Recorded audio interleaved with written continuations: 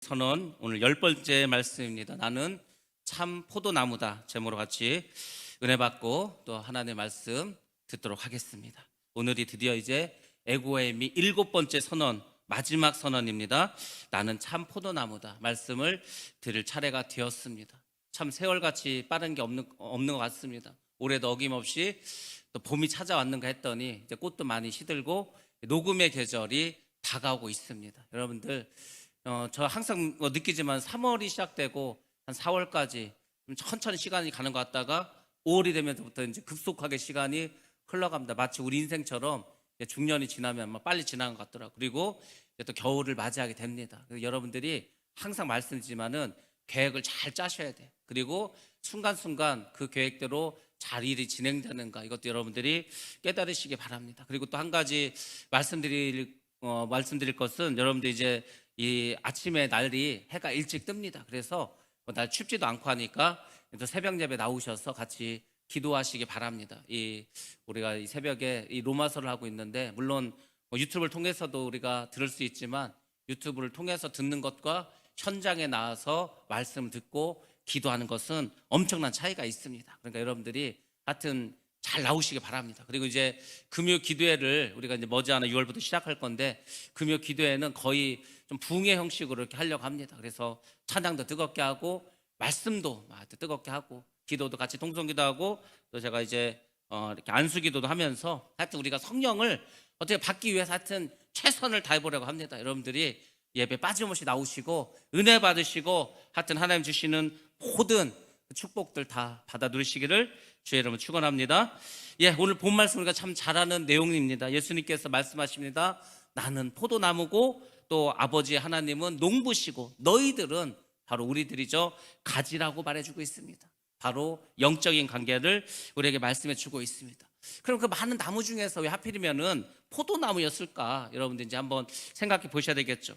성경에서 처음으로 농사지은 작물이 있다면 또 처음으로 경작한 작물이 있다면 무엇이 있을까? 우리 창세기 9장 20절 말씀을 한번 보도록 하겠습니다. 같이 봅니다. 시작. 노아가 농사를 시작하여 포도나무를 심었더니. 아멘. 그 노아가 이제 홍수가 있지 않았습니까?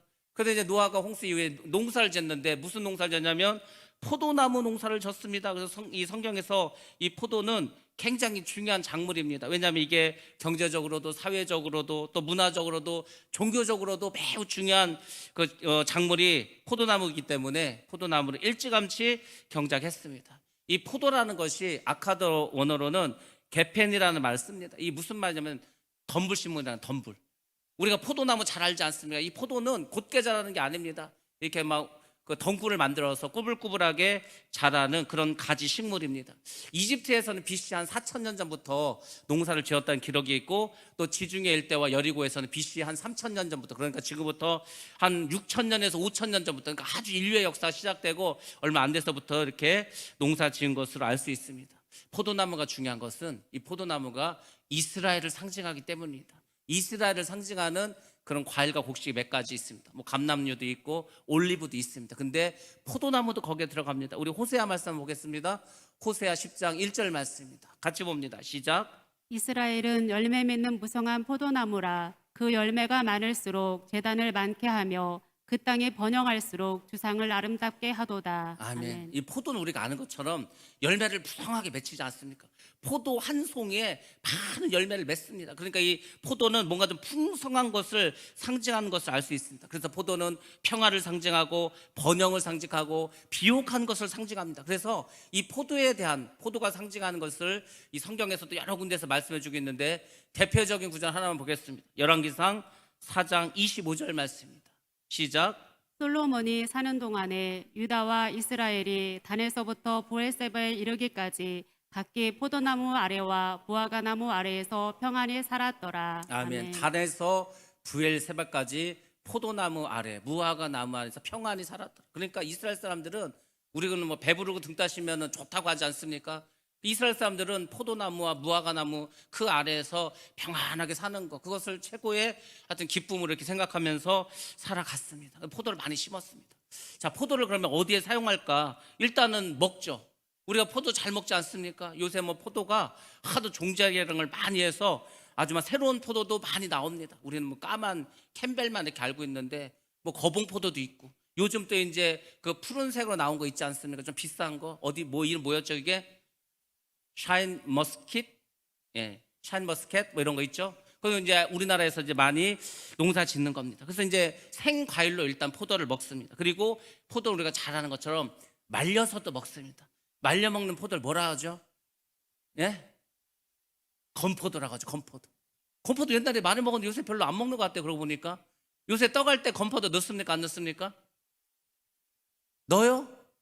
옛날에는 많이 넣었는데 요새 별로 안 넣는 것 같아. 왜 건포도 값이 비싸졌나? 왜 많이 안 넣지? 건포도가 들어가면은 달달하니 맛있죠. 건포도로도 사용합니다. 그리고 역시 포도하면은 뭡니까? 역시 대표적인 게 뭐죠? 포도하면 주죠. 주. 포도주. 포도주입니다. 포도주가 맛도 좋고 향기도 좋고 먹으면 기분도 좋아지고, 우리는 1년에 2번밖에 못 먹지만 아무튼 포도주는 사람들을 기쁘게 즐겁게 해주는 음료입니다. 그리고 포도로 식초를 만들 수도 있습니다. 그래서 이제 오래 놔두면 식초가 되기도 합니다. 포도의 잎은 마초라고 해서 말에게 먹이기도 합니다. 그리고 또 포도주는 굉장히 유용한 곳에 사용하는데, 옛날에는 이 마취제가 없었습니다. 그러니까 이제 사람들이 너무 아프고 통증이 있고 하면 진통제를 맞든지 해야 되는 뭐 그게 없는 거예요. 그래서 포도주를 아주 독하게 해가지고 체음제로 사용했습니다. 고통을 덜 하게 하기 위해서. 이것을 우리는 성경을 통해서 알 수가 있습니다. 왜냐하면 예수님께서 십자가를 지고 가실 때 너무 아프고 막 그냥 피가 흐르고 너무 고통스러워서 사람들이 예수님에게 포도주를 마지막 음료로 주는 장면이 있습니다. 자, 우리 한번 보겠습니다. 요한복음 19장 28절로 30절까지 말씀입니다. 자, 봅니다. 시작. 그 후에 예수께서 모든 일이 이미 이루어진 줄 아시고 성경을 응하게 하려 하사 이르시되 내가 목마르다 하시니 거기 신 포도주가 가득히 담긴 그릇이 있는지라. 사람들이 신 포도주를 적신 해면을 우슬초에 메어 예수의 입에 대니 예수께서 신 포도주를 받으신 후에 이르시되 다 이루었다 하시고 머리를 숙이니 영혼이 떠나 가시니라. 아멘. 예수님이 피를 흘리시고 몸에 물이 빠져나가니까 너무 목이 말랐습니다. 거기에 신포도주가 있었다고 합니다. 신포도주가 그 포도주가 아니고 사실은 포도 식초라고 보시면 됩니다. 그 그릇이 있는 거예요. 그래서 그 그릇을 어떻게 했습니까? 거기 보면 해면이라고 나왔죠. 옛날 성경에는 해웅이라고 했습니다. 이게 동물, 바다 동물의 뼈와 같은 건데, 여러분들 그 스펀지라는 거 있지 않습니까? 스펀지, 그게 바다에서 자라는 식물입니다. 그 스펀지가 특징이 뭐죠? 물을 잘 빨아들이지 않습니까? 이 해면이라는 거, 해웅이라는 게 바로 그렇습니다. 물을 잘 빨아들여. 그래서 거기다가 이제 포도주를 쫙 빨아들이게 했습니다. 우슬처럼 묶었어. 풀로 이렇게 묶었습니다. 장대를 매달아서 십자가에 달린 예수님의 입에 갖다 줬습니다. 예수님께서 그것을 조금 마셨어요. 왜냐하면 이게 완전히 침이 다 말르고 입술이 말라가지고 말을 못 하시는 거, 지금 예수님이 몇 마디 더 해야 되는데, 그리고 이제 그걸 드시고 뭐라고 했습니까? 예수님께서 다 이루었다라고 말씀하셨습니다. 그러니까 우리가 이 포도는 그렇게 체험제로도 쓸 수가 있구나, 이걸 알 수 있습니다. 그리고 성경에서 특별히 구약시대 때 모든 축복을 말할 때 관용적으로 쓰는 표현이 있습니다. 곡식과 포도주를. 곡식과 포도주라는 말을 관용적으로 씁니다. 습관적으로 씁니다. 그러니까 우리나라도 관용적으로 쓰는 말 많지 않습니까? 야, 저거 약과야, 약과. 이 약과가 뭡니까? 먹는 약과 있잖아요. 그러니까 그만큼 뭔가 이렇게 아주 그 관용적, 습관적으로 쓰는 거죠. 그리고 이제 뭐 일상적인 일, 항상 우리가 하는 일이 있으면 다반사라고 하지 않습니까? 여러분들 다반사가 뭔지 아시고 혹시 다반사? 뭐 다반사 뭐 요즘 많이 쓰는가? 그걸 다반사란 말 쓰는데, 그 다자가 차 다자입니다. 중국 사람들이 차를 하도 마시니까 그게 일상이 된 거예요. 어딜 가든지 다 차를 마시고 있어. 그래서 일상적으로 하는 일을 다반사라고 하는데, 그 단은 차를 말합니다. 그걸 이제 관용어로 하는데, 이스라엘 사람들도 곡식과 포도주, 뭔가 축복을 할 때는 곡식과 포도주가 너희에게 막 풍성히 임하기를 원한다, 뭐 이런 식으로 표현을 합니다. 바로 기쁨을 상징하는 거. 포도주 마셔가면서, 포도 먹어가면서 기쁨을 할 때 사용합니다. 창세기 말씀만 보겠습니다. 27장 28절입니다. 시작. 하나님은 하늘의 이슬과 땅의 기름짐이며 풍성한 곡식과 포도주를 내게 주시기를 원하노라. 아멘. 아멘. 풍성한 곡식과 포도주를 내게 주시기를 원하노라. 이게 관용적으로 사용했던 축복의 말입니다. 이 포도는 건기가 다 끝나고 출사합니다. 농사가 끝나고 뭐 우기 때 뭐 농사 되겠습니까? 건기가 끝나고 모든 과일에 끝물로 추수하는 겁니다. 끝물 마지막에. 그래서 그 모든 것을 수확하고 추수의 기쁨을 나눈 그런 의미로 포도를 사용했습니다. 자, 그다음에 우리가 두 번째 오늘 말씀 통해서 알아야 될 것은 예수님께서 이 포도나무를 비유를 통해서 하시려고 하는 의도가 뭘까? 왜 이 포도나무 비유를 우리에게 말씀하셨을까? 이것을 여러분들이 아셔야 됩니다. 예수님은 성경 말씀을 통해서 우리에게 비유를 여러 가지 말씀하시는데 오늘 우리가 읽은 이 포도나무와 아주 연관되어 있는 구약 성경에 말씀이 있습니다. 바로 이사야서 5장 2절 말씀입니다. 같이 한번 보겠습니다. 시작. 땅을 파서 돌을 제하고 극산품 포도나무를 심었도다. 그 중에 망대를 세웠고 또 그 안에 술틀을 팠도다. 좋은 포도 맺기를 바랐더니 들포도를 맺었도다. 아멘. 아멘. 이 하나님의 지금 심정을 막 이스라엘을 통해서 말씀하십니다. 하나님은 이스라엘 백성을 세우셨습니다. 그리고 이스라엘은 나라를 세우셨어요. 그 이스라엘이 정말 하나님의 좋은 열매가 되기를 바랬습니다. 근데 이 이스라엘이 계속해서 하나님을 어떻게 하면 버립니다. 우상을 숭배합니다. 하나님께서 말씀하시고 내가 정말 돌을 다 제거하고 거기다 포도나무를 심었다. 정말 좋은 극상품의 비싼 걸 심었어. 그럼 심을 때는 무슨 마음으로 심었겠습니까? 여기서 좋은 열매가 열리기를 기대하면서 심었는데 보니까 들포도가 열렸다는 들포도. 우리가 막 그 흔히 하는 말 중에 못 먹는 거 있지 않습니까? 뭐 게살구, 개복숭아 막 이런 거 있지 않아요? 그러니까 이 들포도도 먹을 수가 없는 거예요. 생긴 거는 포도같이 생겼는데 이게 뭐 시기만 하고 아무 단맛도 없는 거, 쓸데없는 거 이런 걸 말하는 겁니다. 그래서 그 하나님 농부의 마음을 이 포도나무에 예를 들어서 말씀해 주고 있습니다. 자, 왜 극상품의 포도나무를 심었는데 들포도가 맺었을까? 여러분들 우리의 믿음은 언제 판가름 나는지 아십니까? 저 사람의 믿음이 좋아, 저 사람 믿음이 좋은 것 같아. 지금은 모릅니다. 아무도 몰라요. 어떻게 합니까? 우리의 믿음은 마지막 때 열매를 보아하는 겁니다. 열매를. 그러니까 여러분들이 끝까지 가봐야 되는, 끝까지. 지금 저 사람 예배도 안 나오고 말씀대로 안 들고 개차반이야. 그래도 모르는 거. 나중에 하나님 그 사람 어떻게 쓸지 아무도 모릅니다. 사울이 바울 될지 누가 알았어? 아무도 모르죠. 그러니까 우리는 끝까지 가봐야 되는 거예요. 저 사람 지금 예배도 잘 나옵니다. 열심도 있습니다. 뭐 잘하는 것 같아. 몰라요. 언제 하나님 버리고 떠나갈지 모릅니다. 우리의 믿음은 마지막 때 그 열매를 보고 아는 거예요. 하나님께서 어떻게 하시죠? 알곡과 쭉정이를 가르십니다. 양과 염소를 마지막에 가르시는 거예요. 그때 가봐야 아는 거예요. 그 심판대 앞에 우리가 서봐야 알 수가 있습니다.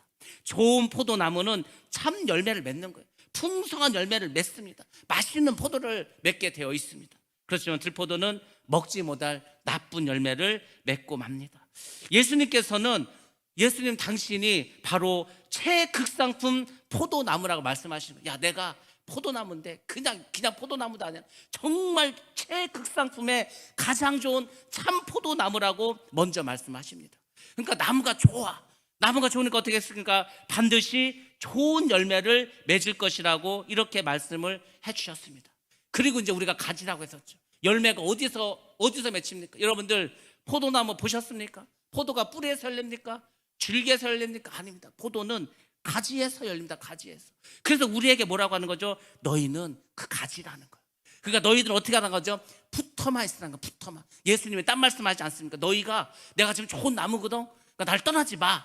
나한테 붙어만 있어. 그럼 너희는 좋은 열매를 맺을 수 있을 것이다. 최고의 열매를 맺을 수 있을 것이다. 그 최고의 열매가 뭡니까? 구원, 천국 가는 거, 영생. 그래서 우리가 천국 가고 영생을 얻는 유일한 길은 그 나무 되시는, 좋은 참나무 되시는 그 예수님께 붙어 있어야 되는 줄로 믿습니다. 떨어지면 끝이요. 떨어지면 다 끝나는 것입니다. 자, 오늘 본문 상황에 대해서 말씀을 드리겠습니다. 예수님께서 이제 마가의 다락방에서 제자들과 함께 최후의 만찬을 벌이셨습니다. 그러니까 예수님이 이제 십자가 지시기 전날입니다. 전날. 자, 겟세마네로 이제 하나님께 마지막 기도를 드리기 위해서 이제 가십니다. 제자들이 어떻게 했습니까? 따라가겠죠. 그때 제자들에게 당부하시면서 하신 말씀이에요. 마지막으로 하는 유언과 같은, 설교와 같은 그런 말씀이었습니다. 지금 이제 마가의 다락방에서 나오셨어요. 그리고 이제 겟세마네 동산으로 갑니다. 그러니까 이제 이렇게 길을 가다 보니까 모르죠. 옆에 포도나무 그 어떤 가수원이 있었을지도 모릅니다. 그 포도원에서 가지치기를 하고 있었을 수도 모릅니다. 아니면은 그 가지치기 한 가지를 불태우고 있는 그런 장면인지도 모릅니다. 예수님이 성경에서 어떤 말씀하실 때는 아무 근거 없이 하는 게 아니에요. 뭔가 그 상황에 맞게 하신 말씀이 많습니다. 그러니까 여기서 예수님께서 나는 참 포도나무라고 이렇게 선언하신 것도 어찌 보면은 혹시 가는 길에, 그 겟세마네로 가는 길에 포도나무가 있지 않았을까, 우리가 이렇게 유추해 볼 수도 있습니다. 아무튼 중요한 것은 죽음을 앞두신 예수님, 이제 하루 남았습니다. 하루. 그 예수님께서 제자들에게 말씀하시는데, 여러분 생각해 보세요. 여러분이 죽을 날을 알아. 내일 죽어. 그럼 여러분 자녀들에게, 여러분 후손들에게, 여러분 제자들에게 뭐라 말씀하시겠습니까? 중요한 말을 하지 않겠습니까? 가장 핵심적인 말을 하려고 하지 않겠어요? 그래서 예수님께서 마지막 7번째 그 에고엠에 이렇게 말씀하신 겁니다. 나는 참 포도나무요, 너희는 가지라. 그 얘기는 뭡니까? 꼭 기억하라는 거예요. 꼭 기억하라. 그런 심정으로 자 말씀을 해주셨습니다. 그래서 예수님의 심정을 우리가 알아야 되는데, 세 가지로 제가 말씀을 드리도록 하겠습니다.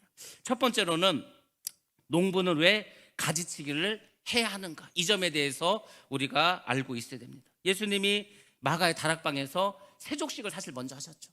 세족식을 하셨습니다. 세족식을 하신 그 목적은 뭡니까? 다른 게 아니에요. 니네 서로 잘났다고, 내가 높다고 그런 거 싸우지 말고 서로 섬기라는 거예요. 예수님은 다른 말 안, 그냥 섬기라는 거예요. 그래서 발을 닦아줍니다. 그 왜 하필은 발을 닦아줬을까? 이스라엘 풍습은 이 종이, 주인이 오면은, 주인이 어디 밖에 갔다 오면은 종이 물을 떠다가 주인의 발을 닦아줍니다. 그 얘기는 뭡니까? 내가 당신의 종이라는 거예요. 그걸 말하는 겁니다. 근데 예수님께서 제자들을 다 불러놓고 자 이제부터 내 발을 닦아라, 이게 아닙니다. 예수님이 제자들의 발을 닦아주는 거예요. 깜짝 놀랐죠. 이건 종들이 나는 건데 왜 예수님께서 제자인 우리에게 그게 발을 닦아주시냐, 막 제자들 처음에는 막 막지 않습니까? 막으니까 예수님 뭐라 했어? 내가 너의 발을 닦지 않으면 너와 나는 상관이 없는 자라고 막 그렇게 말했잖아. 그게 뭐예요? 섬기라는 거예요. 섬기는 겁니다. 저도 여러분을 섬기고 여러분도 저를 섬기고 여러분 서로도 섬기고, 교회는요 막 서로 섬기는 거예요. 막 섬김이 넘쳐나면요 기쁨이 넘치고 감사가 넘치고 사는 재미가 있고 막 그렇습니다. 그렇지 않아요? 막 그냥 나는 가만히 있는데 막 여기서도 전화가 오고 저기서도 전화가 와가지고 잘 계시냐고, 아프신다고 들었는데 어떻게 지금 어떠냐고 계속해서 막 안부를 물어주고 그렇게 해보세요. 얼마나 그게 막 인정이 느껴지고. 우리가 솔직히 말씀드리면 교회가요 말씀으로 은혜 받고 기도해서 능력 받는 것도 있지만 더 중요한 것은, 거기에 못지않는 것은 성도들 간의 교제와 사랑입니다. 성도들 간의 교제와 사랑이 없으면 교회가 막 뜨거운 것 같은데 그 뒤로는 차갑습니다. 그러니까 우리가 성도들 간 막 서로 다들 챙겨주고 하여튼 위로해주고 격려해주고 섬기고 그렇게 하시길 주의로 축복합니다. 굉장히 중요한 거예요. 코이노니아, 교제, 이 굉장히 교회에서 큰 덕목입니다. 이게 지금 오늘날의 교회에서 사라지는 거예요. 그래서 제가 말했잖아요. 이게 이제 큰 교회들은 이 밥하는 게 항상 문제거든요. 야, 뭘 해 먹냐, 뭘. 우리도 지금 큰 문제 아닙니까? 당장 우리 6월부터 밥을 먹어야 되는데 뭐 해 먹냐, 이거. 누가 할 거냐, 이거.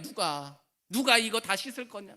그러니까 이제 그냥 다른 업체가 교회에 들어와서 밥을 해주고 이렇게 하기도 하고, 아니면은 그냥 빵을 갖다 먹기도 하고, 이렇게 김밥을 갖다 먹기도 하고. 제가 얼마 전에 어떤 서울에 있는 교회 개척을 했다고 해서 이제 쭉 얘기를 들어봤더니 거기는 먹을 걸 싸우는 거예요. 또 먹을 걸 싸워가지고 같이 논아 먹기도 하고, 아니면 이제 야외를 나가면은 이제 뷔페를 불러서 먹기도 하고 다양하게 하더라고요. 근데 옛날엔 그런 게 어디 있습니까? 다 나가면 해 먹는 거지. 나가서 해 먹고 들어와도 해 먹고 다 해 먹었습니다. 왜? 섬기는 사람이 많았어. 그때는 그냥 여존도에는 다 그냥 봉사하고 섬기는 거였습니다. 지금은 사람이 없어. 밥할 사람도 없고 설거지할 사람도 없고 그렇게 돼버렸습니다. 왜? 그만큼 우리에게 섬김이, 자세가 사라져갔다는 거. 지금 사실은 다른 게 아닙니다. 그렇게 돼버렸어. 그래서 우리가 이 말씀을 들으면서 꼭 기억하셔야 됩니다. 예수님께서 세족식을 하신 것은 섬기라는 거예요. 서로 사랑하라는 거예요. 누가 높고 내가 이런 거 갖고 싸우지 말고 서로를 아끼면서 살아가라는 의미입니다.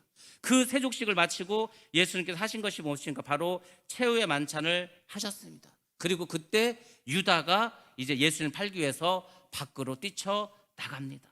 자, 이제 예수님께서는 유다가 빠진 그 나머지 11 제자들에게 아주 중요한 말씀을 해주시는데, 요한복음 14장 10절 말씀 이렇게 말합니다.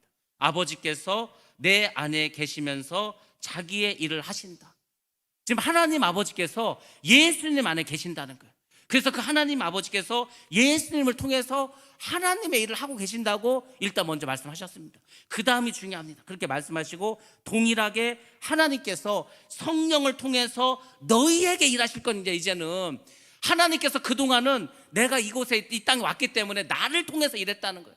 근데 이제 나는 이제 십자가 죽고 하늘로 올라가서 이 땅에 없을 거라는 거예요. 그럼 하나님 이제 어떻게 일하시냐? 하나님은 성령을 통해서 성령 오게 하셔서 너희 각 사람에게 임재하게 하셔서 너희 각 사람 속에 내주게 하셔서 너희를 통해서 하나님의 일을 하시겠다. 놀라운 말씀하셨습니다. 그 말씀은 지금 우리에게도 하는 것인 줄로 믿습니다. 아니 뭐 우리가 하나님의 사업을 하는 사람 아닙니까? 하나님과 동업하는 사람들 아닙니까? 하나님의 일을 하는데 하나님의 일을 우리가 뭘로 합니까? 우리가 뭐 돈이 있어 합니까? 능력이 있어 합니까? 우리는 하나님의 일을 못 합니다. 근데 하나님께서 우리로 하여금 하나님의 일을 할 수 있도록 성령을 주시겠다는 거, 성령의 권능을 주시겠다는 거 합니다. 올해 그래서 우리 표가 뭡니까? 오직 성령의 권능을 받으라. 성령의 권능을 받아야 우리가 하나님의 일을 할 줄로 믿습니다. 하나님의 일을 하더라도 제대로 할 수가 있는 거예요. 싸우지 않고 할 수 있습니다. 로마서 오늘 1장에서도 하신 말씀이 무엇입니까? 사람들이 이런 갖가지 죄를 짓고 있다는 거예요. 그 죄를 왜 짓는가? 성령이 없으니까. 성령이 없으면요 교회같이 시끄러운 곳이 없습니다. 성령을 받아야 우리가 소금을 치듯 고게 되면서 잔잔한 그런 파도처럼 변화됩니다. 그래서 이제 제자들을 격려하시고 하나님의 약속을 주십니다. 그리고 제자를 데리고 이제 겟세마네를 향해서 나아가게 됩니다. 그 겟세마네를 가면서 하신 말씀이 오늘 본문의 말씀이고 특별히 15장 1절과 2절 말씀을 하십니다. 나는 참 포도나무요 내 아버지는 농부라. 물은 내게 붙어 있어 열매를 맺지 아니하는 가지는 아버지께서 그것을 제거해 버리시고 물은 열매를 맺는 가지는 더 열매를 맺게 하려 하여 그것을 깨끗하게 하시느니라. 다른 말씀 하시는 게 아니에요. 너희가 이제 하나님이 너를 통해서 일하게 된다. 그럼 어떻게 되는 거예요? 열매를 맺어야 될 거 아니에요. 열매를 맺혀야 된다는 겁니다. 열매 맺지 않으면 다 제거해 버리겠다는 거예요. 깨끗이 치워버리겠다고 말씀해 주고 있습니다. 자, 그래서 예수님은 이제 참 포도나무라고 이렇게 말씀하십니다. 예수님께서 우리를 통해서 우리의 모습을 보시고 여러 가지를 말씀하시는데 오늘날 우리에게 하신 말씀이 이것입니다. 야, 오늘날 예수님이 하신 말씀입니다. 이렇게 딱 보니까 내가 볼 때 좀 이렇게 거짓된 신앙인들이 좀 많은 것 같다. 타락한 지도자들이 좀 많은 것 같다라고 예수님이 한탄하시고 안타까워하고 계십니다. 지금 우리가 예수를 믿는다고 합니다. 교회를 다니는 교인이고 성도라고도 합니다. 신앙인이라고도 합니다. 근데 중요한 건 정말 우리가 신앙인이고 믿는 자냐 이거죠. 예수님의 기준으로 볼 때는 한번 보시기 바랍니다. 예수님 당시에 성도들이 있습니다. 2000년 전에 초대 교인들과 지금 우리 2000년 후에 지금 우리의 모습이 똑같겠습니까? 다르죠. 그때는 예수를 믿는 사람들이 목숨을 내어놓고 믿었습니다. 정말 말씀을 하나도 의심하지 않고 진실되게 믿었습니다. 오늘날 우리가 그러냐 이거죠. 그러니까 우리가 알게 모르게 너무 지금 믿음이 가짜가 많다는 시킵니다. 가짜 믿음이 많습니다. 타락한 지도자들도 많습니다. 그래서 앞으로 무슨 일이 벌어지냐면 아주 그냥 교회적으로 배교가 일어난다고 우리가 이제 그렇게 또 요한계시를 통해서 말씀해 주셨습니다. 배교 당하고 미혹 당하고 막 그렇게 되는 거예요. 그게 다 오늘 말씀을 통해서 보자면 들포도를 맺는 겁니다. 그러니까 주님께서는 이미 알고 계시는 거예요. 진짜 하나님께서는 정말 극상품의 좋은 포도나무를 심어놨는데 그렇지 않습니까? 예수님이 극상품의 포도나무 아니에요? 근데 거기서 들포도가 열리는 거야. 지금 예수를 믿는다고 하는 사람들이 바로 믿지 못하니까 참된 열매, 정말 좋은 열매 맺는 게 아니고 들포도를 맺고 있다고 지금 한탄하고 계십니다. 그러니까 여러분들도 잘 기억하셔야 됩니다. 우리가 정말 예수를 믿는다고 하면서 지금 예수님께서 이렇게 안타까워 하시는데 그런 사람이 되지 않도록 여러분들이 여러분의 자신을 말씀에 비춰 보셔야 되는 거예요. 성령께 여쭤봐야 됩니다. 저는 정말 바라기는 여러분 모두가 정말 주님이 기뻐하시는 믿음을 다 소유하셔서 정말 하나님 보시기에 기뻐하는 자들 다 되시기 바랍니다. 하나님을 기뻐하게 하고 하나님을 감동하게 하는 사람 되면 하나님께서 반드시 그 사람을 사용하시고 복 주시고 저 천국으로 인도해 가실 줄로 믿습니다. 예수님 말씀하시는 거, 내게 붙어 있으면서 열매를 맺지 못하는 가지들이 있다. 아니 도대체 예수님에게 붙어 있는데 왜 열매를 맺지 못하냐 이거죠. 껍데기가 많다는 겁니다. 쭉정이가 많다는 겁니다. 쭉정이 겉으로 볼 때는요, 그 속에 알곡이 있는지 없는지 아무도 모릅니다. 이게 키즈를 해봐야 합니다. 키즈를 하면은 속에 아무것도 없고 가벼우니까 바람 불면 다 날아갑니다. 그러니까 지금 우리가 어떻게 보면은 내가 지금 껍데기가 아닌가, 겉으로만 지금 뭐 믿음이 있고 열심히 있는 게 아닌가. 그래서 여러분들이 잘 생각하셔야 되는 거예요. 열심으로 따지면 우리가 이단을 못 따라간다니까요. 이단은요, 집 팔아 바칩니다. 이단은 직업도 다 과감히 버립니다. 학교도 버립니다. 막 완전히 정말 미쳐가지고 그냥 모든 것을 다 집어던지고 그냥 교주를 따라가는 이단들 아닙니까? 우리가 그 정도 열심도 못 따라. 물론 그것도 잘못된 거죠. 근데 우리도 마찬가지라는 거. 열심은 있는데 껍데기 믿음이 많이 있다는 겁니다. 그러니까 그거는 뭐냐면 예수님을 믿는 게 아니요, 자기 생각대로 믿는 거예요.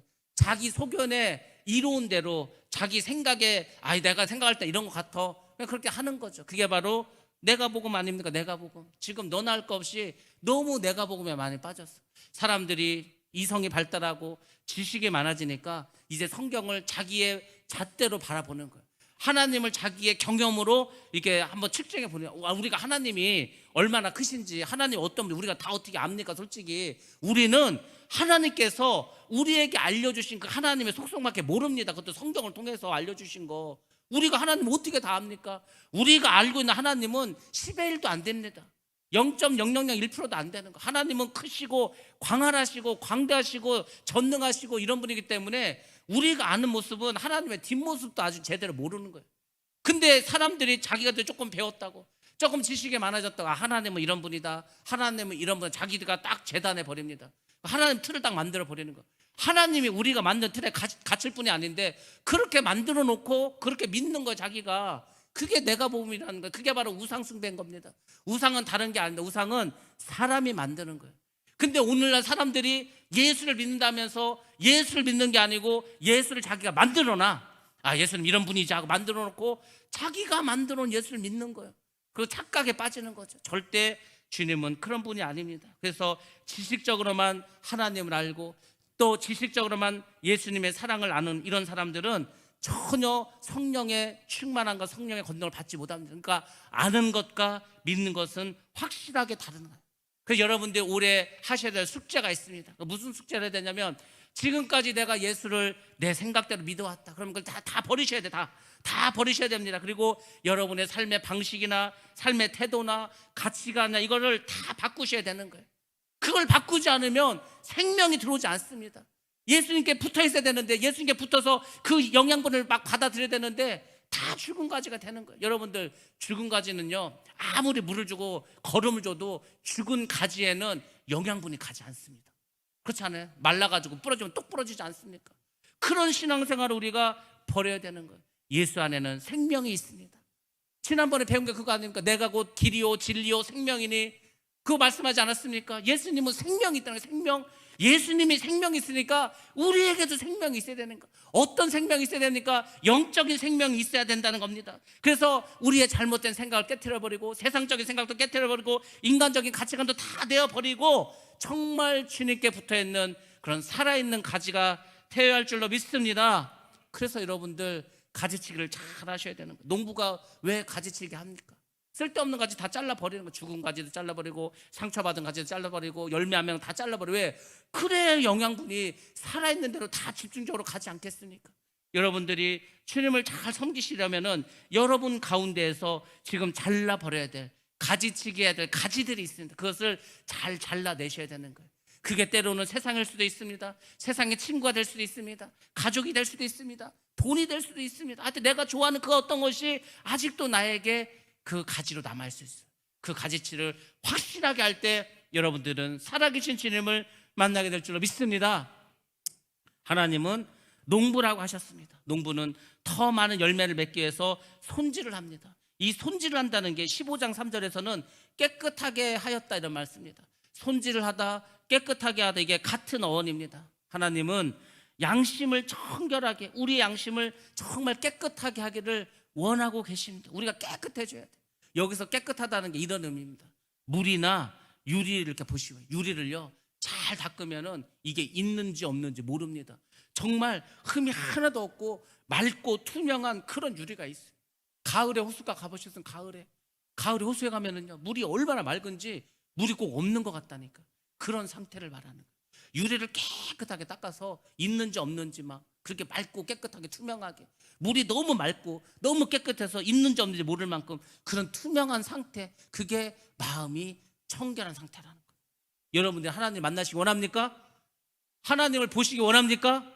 성경에서 예수님이 알려주셨습니다. 마음이 청결한 자는 복이 있나니 저 하나님을 볼 것이며. 여러분들 마음을 깨끗이 하시기 바랍니다. 하여튼 닦고 쓸고 하여튼 막 뭐 왁스 칠하고 막 하여튼 쓸고 닦고 광내가지고 마음을 최대한 한번 깨끗하게 해보시기 바랍니다. 반드시 하나님을 만나게 될 줄로 믿습니다. 그게 예수 믿는 겁니다. 그런 사람들이 돼야 합니다. 사도 바울이 이제 복음을 전하는 우리에게 중요한 요소들에 대해서 말씀하십니다. 우리가 지금 복음을 전하지 않습니까? 복음을 전하는 우리는 어떤 마음으로 복음을 전해야 되는가? 자, 디모데 전서 1장 5절 말씀입니다. 같이 봅니다. 시작. 이 교훈의 목적은 청결한 마음과 선한 양심과 거짓이 없는 믿음에서 나오는 사랑이거늘. 아멘. 결국 우리가 복음을 전합니다. 이 교훈의 목적, 복음을 전하는데 그 복음의 목적 무엇입니까? 청결한 마음, 마음이 깨끗해야 된다고 하지 않았습니까? 선한 양심, 제가 예수 믿는 사람들 착하게 살으라고 하지 않았습니까? 착하게 살아야 됩니다. 그리고 거짓이 없는 믿음, 우리의 믿음에 거짓이 있으면 안 됩니다. 그게 가짜 믿음, 가짜 믿음. 가짜는 다 티가 납니다. 다 티가 나요. 그 박보영 목사님의 간증 중에 그런 게 있어요. 그분이 이제 의사가 되지 않았습니까? 39살까지 의사를 했어요. 아버지는 목사님이시고 할아버지도 목사님인데, 그분 어렸을 때 나는 어떠한 일이 있어도 목사가 되지 않겠다 아주 다짐을 하고 일부러 공부를 열심히 해서 의사가 됐습니다. 나중에 그분이 이제 간증을 하는 거예요. 어떤 간증을 하냐면, 왜 내가 의사가 되기 싫었는가, 아니 그 목사가 되기 싫었는가. 자기가 이렇게 어렸을 때 이렇게 보니까 아버지가 목사님 아니에요? 거기 이제 감리교회인데 장로님들이 있어. 근데 맨날 싸워. 맨날 싸우는 거. 장로님들끼리 싸우고 목사님하고 장로님하고 싸우고 맨날 싸워. 그래서 맨날 싸우는 것만 봤어. 그래서 아, 교회는 싸우는 데구나. 뭐 이렇게 아주 그냥 어릴 때부터 인식이 바뀌어서 나는 절대로 목사하지 말아야지, 그 생각했다는 겁니다. 그리고 이제 이분이 이제 은혜를 받았어. 하나님의 음성을 듣습니다. 성령과 교제합니다. 그래서 이제 그걸 물어본 거죠. 하나님한테. 하나님, 제가 보니까 아이고 내가 이렇게 어렸을 때 우리 아버지 교회 보니까 맨날 싸우던데요. 장로님들끼리 싸우고 목사님하고 장로님하고 싸우고 맨날 싸우던데 그건 뭡니까 도대체 했더니 하나님께서 이렇게 말씀하셨다고 합니다. 이게 중요한 거예요. 하나님 이렇게 말씀해요. 그거다. 가짜야, 가짜. 가짜라 그랬습니다. 가짜요. 제가 봐도 그렇습니다. 아니 왜 싸웁니까 교회에서? 아니 교회는 사랑하는 곳 아닙니까? 가난한 사람, 부족한 사람, 없는 사람을 위로해주고 챙겨주고 손잡아주는 곳이 교회 아닙니까? 근데 그런 게 왜 싸우죠? 그래서 저도 그게 이해가 안 됐어. 제가 그래서 늘 하는 말이 그거 아닙니까? 우리가 어떤 하나님의 일을 하기 위해서 뭐를 해? 근데 그 하나님의 일을 하기 위해서 싸워. 그럼 하지 말자는 거예요. 그거 뭐하러 싸웁니까? 뭐 싸워가면 살 일이 뭐 있겠어 우리가. 싸우는 거는 하나님 볼 때도 가짜라. 니네 그거 믿음 가짜야, 가짜. 믿음, 우리가 살아있는 믿음, 진짜 믿으면 전혀 싸울 일이 없다니까요. 여러분들 도로교통법 보시기 바랍니다. 도로교통법에 나온 대로 운전하면 절대로 1도 1%도 사고 날 확률이 제로입니다. 제로. 전혀 사고가 날 수가 없어. 나고 싶어도. 왜? 그 법대로만 하면은. 우리가 성경대로 정말 순수하게 1%도 어기지 않고 100% 말씀대로 살면 전혀 싸울 일이 없습니다. 아니 어떻게 싸웁니까? 주님께서 서로 사랑하라고 했는데, 원수까지 사랑하라고 했는데 싸울 일이 뭐 있겠습니까? 성도끼리, 교인끼리. 뭔가 잘못된 거죠. 내 생각을 말하는, 내 생각을, 내 주장을 말하는 거예요. 내 이익만 말하는 거예요. 그러니까 싸우죠. 사람은 다 자기 입장이 있습니다. 자기 입장이 있기 때문에 다 자기 입장으로 말하는, 그러니까 싸우는 거예요. 싸움이 별게 아닙니까? 그래서 제가 그랬잖아요. 이 사람 말 들으면 이 사람 말이 맞고 저 사람 말 들으면 저 사람 말이 맞아. 왜? 다 자기의 입장으로 말하기 때문에. 그렇게 해서는 교회가 되지 않습니다. 그것을 주님께서는 그 모든 것을 사랑으로 다 덮으라는 거예요. 은혜로 덮으라는 거예요. 내 생각이 중요한 게 아니고 하나님의 뜻이 무엇이냐, 그걸 기도를 통해서 하라고 하지 않았습니까? 제가 우리 신혼부부들한테 말하지 않았어요? 신혼부부가 결혼 생활하다 보면 싸울 수가 있다. 싸울 수 있죠. 근데 싸우지 않는 방법은 뭐냐면, 신랑도 주님을 바라보고 신부도 주님을 바라봐. 그러니까 서로를 바라보는 게 아니고 자기 안에 있는 주님을 바라보면 절대 싸울 일이 없습니다. 교회도 마찬가지예요. 성도 간에도 마찬가지입니다. 부부관계도 다 마찬가지예요. 우리가 그 사람을 바라보지 말고 주님을 바라보시면 싸울 수가 없습니다. 예수님께서 뭐 싸우는 거 봤습니까? 예수님은 싸우지 않았습니다. 바리새인이나 사두개인이나 그 잘못된 사람들을 책망을 하셨지 싸운 게 아니, 그 사람들하고 싸운 게 아닙니다. 예수님은 하나님의 입장에서 하나님의 권위로 그들을 책망하신 거예요. 싸운 게 아닙니다. 여러분들 잘 아셔야 되는 거예요. 우리의 믿음이 거짓이 아니고 가짜 믿음이 아니려면 깨끗한 믿음으로, 선한 양심으로, 거짓 없는 믿음으로 그렇게 나아가야 됩니다. 그것을 사도 바울이 강조했어요. 그리고 그의 양아들인 디모데에게도 이렇게 사랑할 것을 이야기했습니다. 자, 사도 바울은 디모데를 정말 아들로 사랑했습니다. 왜 그렇게 디모데를 사랑했을까? 디모데가 능력이 많아서 아닙니다. 디모데가 뭐 어떤 재능이 많아서 그것도 아닙니다. 디모데의 마음의 자세를 본 겁니다. 디모데후서 1장 5절 말씀 한번 보겠습니다. 자, 같이 봅니다. 시작. 이는 내 속에 거짓이 없는 믿음이 있음을 생각함이라. 이 믿음은 먼저 내 외조모 로이스와 내 어머니 유니게 속에 있더니 내 속에도 있는 줄을 확신하노라. 아멘. 아멘. 바울이 결국 디모데를 사랑하고 아꼈던 것은 그 속에 거짓이 없는 믿음이 있었기 때문입니다.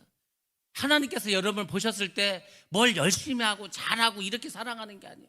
뭘 잘하고 열심히 하는 건 사람 눈에 볼 때는 좋아 보이지만 하나님은 그걸 보는 게 아니고 그 사람 가운데 믿음이 거짓이 없는 믿음인가, 순수한 믿음인가, 그거를 보시겠다는 겁니다. 그러면 여러분들 정말 거짓 없는 믿음으로 나아가시기를 바랍니다. 예, 가수를 재배하는 농부는 더 풍성한 충실한 열매를 맺기를 원합니다. 그래서 가지치기를 합니다.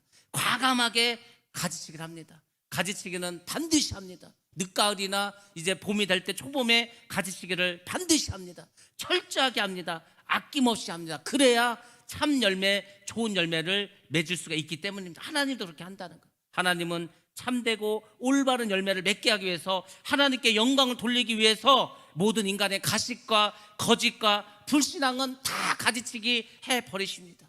그거 정말 하늘나라에 합당한 자, 하늘나라에 온전한 자, 그 사람들에게 성령의 권능을 주고 능력을 줘서 그들로 하여금 더 영적으로 살아가도록 만들어 주십니다. 우리 안에 내 영혼을 지금 좀먹고 있는, 내 영혼을 정말 불시간하고 끌고 가고 있는 그런 잘못된 가지질이 있다면 여러분들 가지치기 하시기 바랍니다. 아직도 늦지 않았습니다. 여러분들 다 가지치기 하시고 정말 영적으로 새로워지시기를 주님의 이름으로 축복합니다.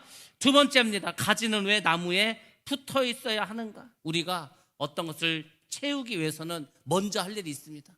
뭘 채우려면은 먼저 비워야 합니다. 여러분들이 죄악의 가지치기를 먼저 하셔야 되는 거, 먼저 가지치기를 다 버려야 되는 겁니다. 버려야 새로운 것이, 이제 새로운 가지가 나옵니다. 그래서 이제 채워야 되는데 무엇으로 채워야 되는지 이것이 중요하겠죠.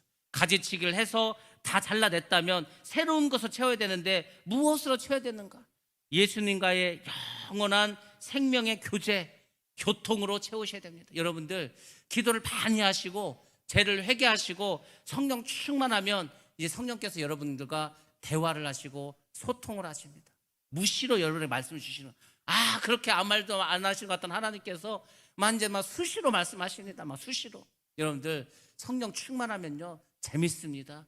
즐겁습니다. 행복합니다. 막 누가 와서 죽인다도 하나 겁도 안 납니다.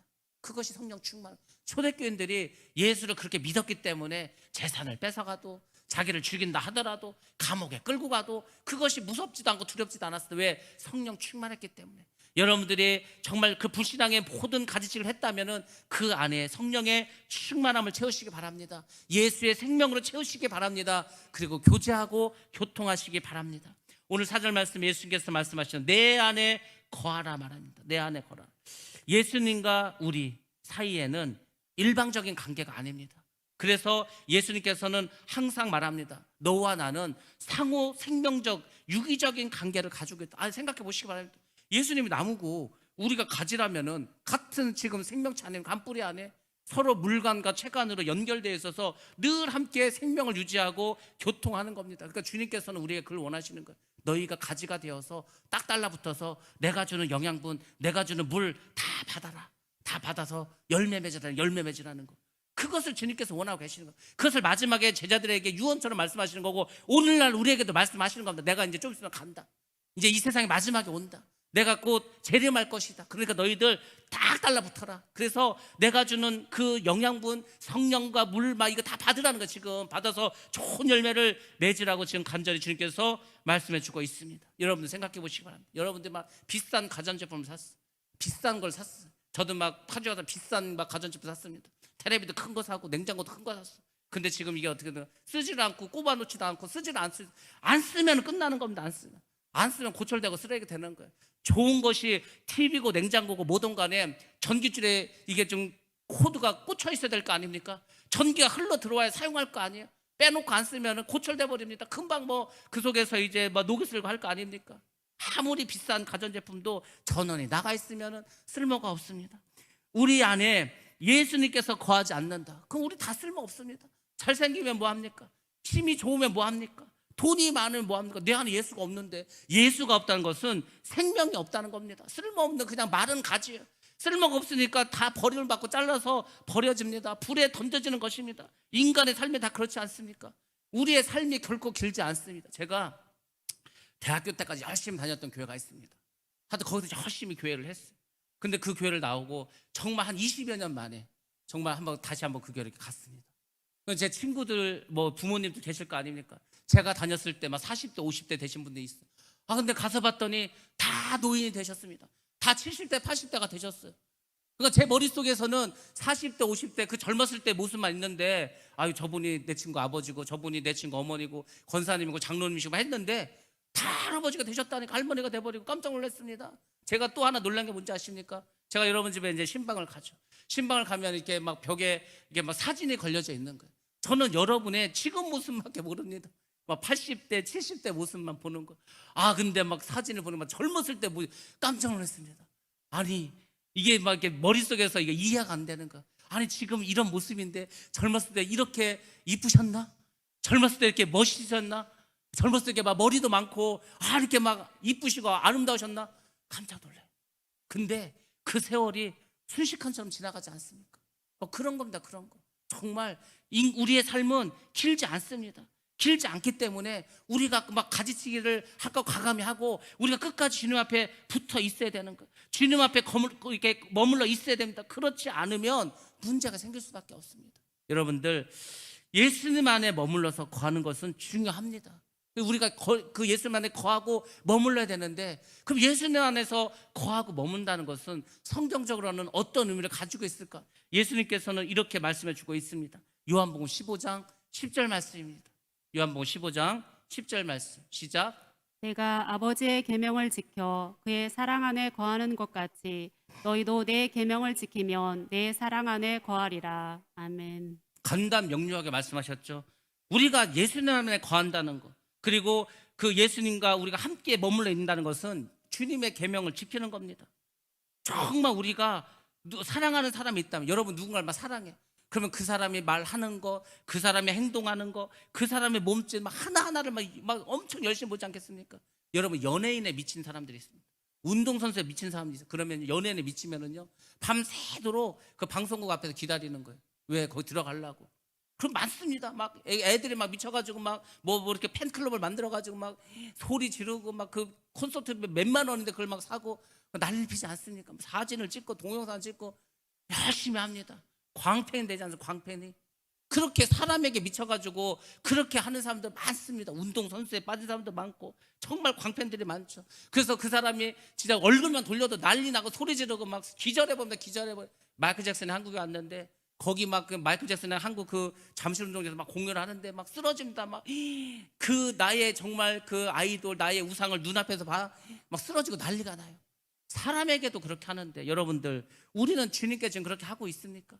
우리가 이렇게 예배들 나오는 거 다 주님을 만나러 온 거 아닙니까? 우리가 이곳에 와서 정말 그렇게 주님을 뜨겁게 사랑하고 그렇게 찬양하고 그렇게 애타게 주님을 바라보고 계십니까? 아니, 지금 그 사람에게도 그렇게 하는데, 보잘것없는 사람에게도 팬이라고 그렇게 난리를 피고 막 우상이라고 난리를 피는데 우리가 그렇게 하는가? 우리가 주님을 사랑한다면, 그분에게 거한다면은 그분의 말씀을 잘 지켜야 됩니다. 주님의 말씀을 한마디 한마디 가슴속에 잘 담아야 되는 거예요. 그리고 기도하셔야 됩니다. 그리고 그 말씀대로 행하셔야 됩니다. 주님께서 이렇게 말씀을 주셨다는 것은 다른 게 아닙니다. 그렇게 살으라는 거 아닙니까? 여러분들 주님의 말씀을 잘 지키시고 주님의 말씀대로 행하면 우리가 주님의 사랑을 체험하게 됩니다. 주님의 사랑을 느끼게 됩니다. 그리고 감동을 받게 되고, 그래서 이제 결과적으로 어떻게 되죠? 우리의 삶이 변화하게 됩니다. 우리가 말씀 안에 살아가고 믿음으로 살아가면은 하나님께서 우리의 모습을 보시고, 야, 정말 좋은 열매를 맺는구나. 그래서 우리에게 상을 주십니다. 예수님께서 귀한 상을 주십니다. 이 상은 정말 놀랍도록 큰 상입니다. 그 결과가 15장 7절에는 이렇게 말씀해 주고 있습니다. 요한복음 15장 7절에 너희가 내 안에 거하고 내 말이 너희 안에 거하면 무엇이든지 원하는 대로 구하라. 그리하면 이루리라. 이 완전히 이게 도깨비방망이 같은 거 아닙니까? 무엇이든지 구하라는 거예요.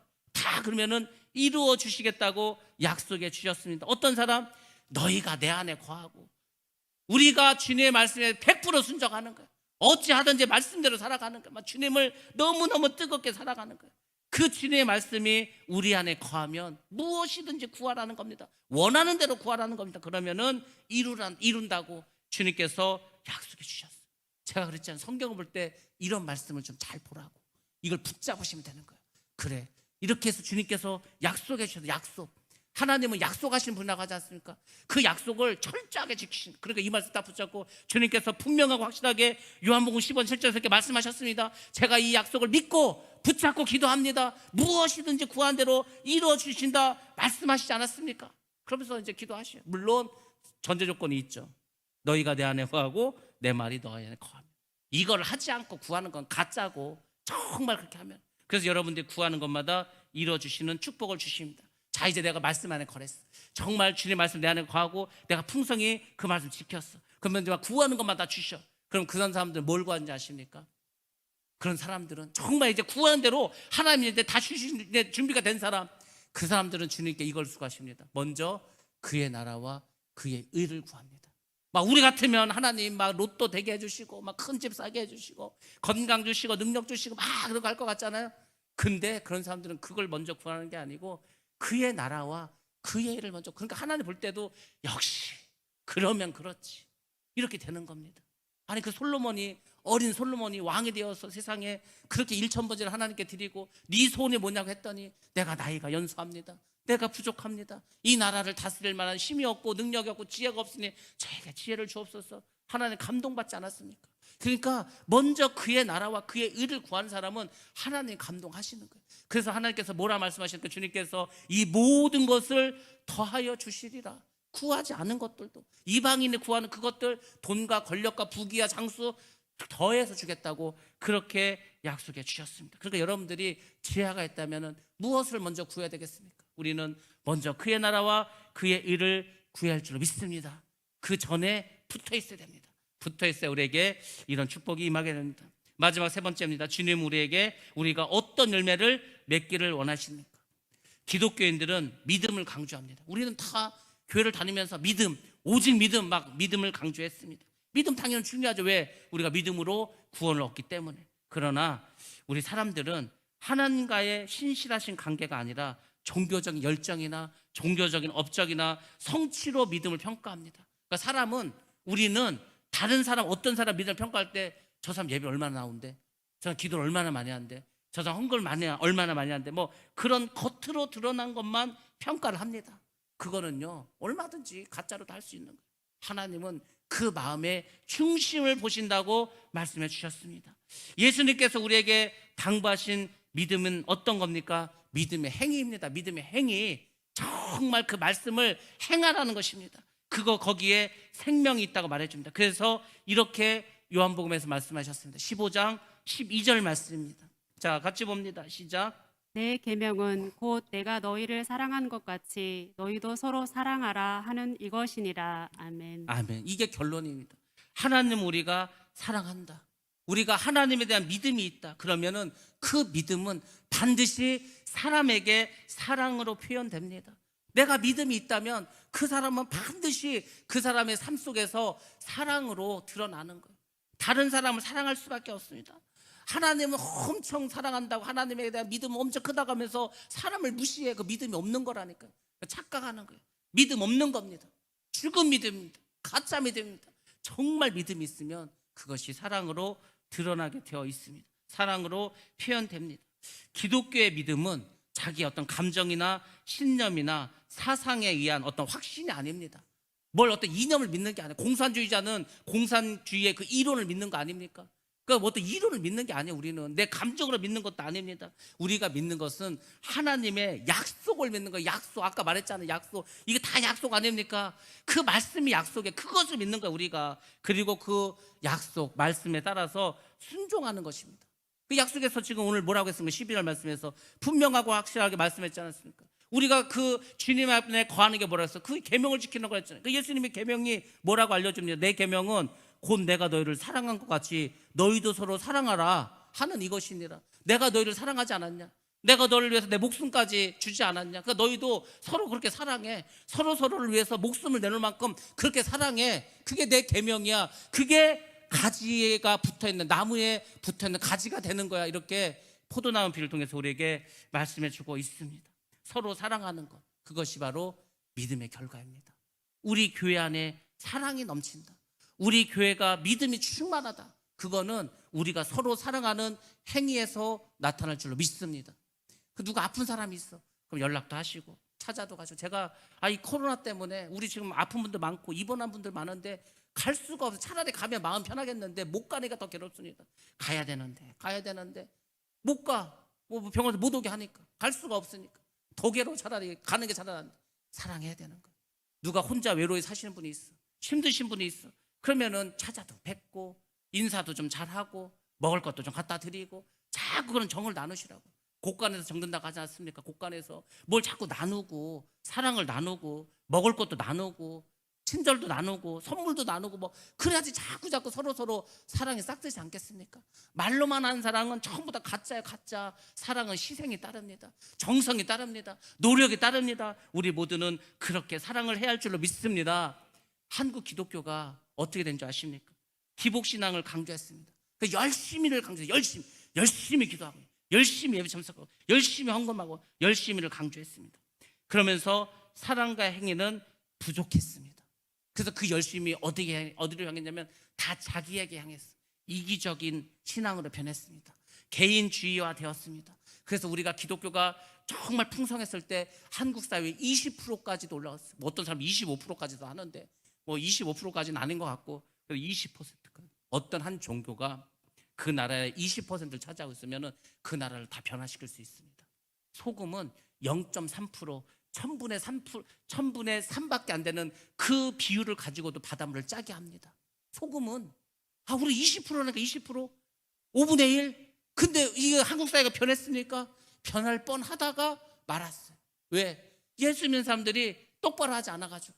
예수 믿는 사람들 정말 사랑을 실천했으면 우리 사회가 훨씬 더 좋은 사회, 정말 멋진 사회, 아름다운 사회가 됐을 텐데 더 이기적으로 변하고 아이들은 괴물로 변하고 다 지금 이상한 쪽으로 변하지 않았습니까? 왜? 사랑으로 살지 않았기 때문에. 믿음의 본질은 사랑입니다. 예수님조차도 우리를 사랑하셔서 십자가를 지시고 죽으신 겁니다. 우리 사랑하지 않는데 왜 우리를 위해서 죽겠습니까? 그래도 우리가 부모 정도 되면 자식을 위해서 그래도 죽을 수 있지 않습니까? 다른 사람은 몰라. 근데 자식을 위해서라면, 부모라면은 그래도 죽을 수 있어. 그것도 못 죽지만. 근데 예수님은 죽으셨잖아요. 사랑하기 때문에. 그것이 바로 사랑입니다. 우리는 이제 어떻게 하나님을 믿고 행동을 하고 그분을 따라가야 되는가. 이제 마지막 남은 숙제가 그것입니다. 그것을 히브리서는 이렇게 말해주고 있습니다. 히브리서 11장 11절 말씀입니다. 자, 같이 한번 봅니다. 히브리서 11장 11절 말씀 시작. 믿음으로 사라 자신도 나이가 많아 단산하였으나 잉태할 수 있는 힘을 얻었으니 이는 약속하신 이를 믿으신 줄 알았습니다. 아멘. 우리가 어떻게 하나님을 믿고 또 행동하며 따라가야 되는 건 다른 게 아닙니다. 약속하신 그 하나님은 신실하신 분이다. 그것을 믿고 따라가는 겁니다. 내가 보니까 하나님이 약속을 하시는데 안 지킬 때도 있어.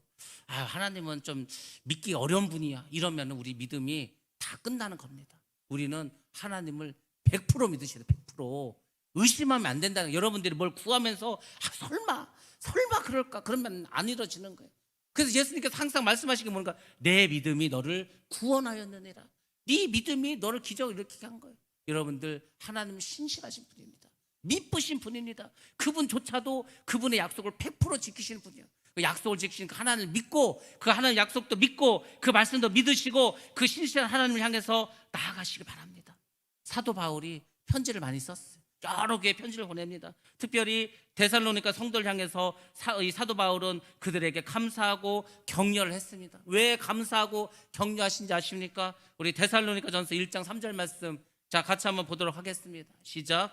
너희의 믿음의 역사와 사랑의 수고와 우리 주 예수 그리스도에 대한 소망의 인내를 우리 하나님 아버지 앞에서 끊임없이 기억함이니. 아멘. 아멘. 결국 사도 바울도 데살로니가 그 교인들을 사랑하고 믿고 정말 격려할 수밖에 없었던 이유는 그들이 믿음의 역사가 있었다는 겁니다. 정말 믿음으로 살아갔습니다. 그리고 신실하신 하나님을 끝까지 믿고 따랐다는 겁니다. 여러분들, 우리가 정말 이 신뢰가 바탕이 되지 않는 신앙은 다 가짜 믿음이고 가짜 신앙입니다. 여러분들의 신앙 속에서 하나님에 대한 그 믿음과 신뢰를 확실하게 하시기 바랍니다. 하나님은 반드시 하신다. 하나님 반드시 역사하신다. 하나님께서는 반드시 나와 함께 하신다. 그 믿음이 흔들려서는 안 되는 거예요. 그걸 확실하게 믿으시고 그리고 그분을 따르시기 바랍니다. 주님은 우리가 신실한 그 신뢰 위에서, 믿음의 바탕 위에서 사랑의 열매를 맺어가기를 원하고 계십니다. 사랑은 수고와 희생과 노력과 인내를 필요로 합니다. 그리고 그것이 행동으로 나타내야 합니다. 여러분들, 정말 주님께서 참 포도나무 되신 것을 감사히 여기시고 그 안에 붙어서 좋은 열매를 맺으시기 바랍니다. 그 열매가 다른 게 아니라니까, 붙어 있을 때 맺어진 열매입니다. 여러분들, 이 마지막 에고엠이 나는 참 포도나무다, 이 말씀에 대한 표적이 바로 요한복음 2장에 나오는 가나 혼인잔치, 바로 물이 포도주로 변하는 그런 기적입니다. 이 말씀은 제가 다음 시간에 말씀드리도록 하겠습니다. 바라기는 정말 주님 안에 거하셔서 정말 참 포도나무, 그래서 좋은 열매 맺으시기 바랍니다. 향기로운 열매 맺으시기 바랍니다. 아름다운 열매를 맺으시기 바랍니다. 그런 저와 여러분 되시기를 주님으로 축복합니다.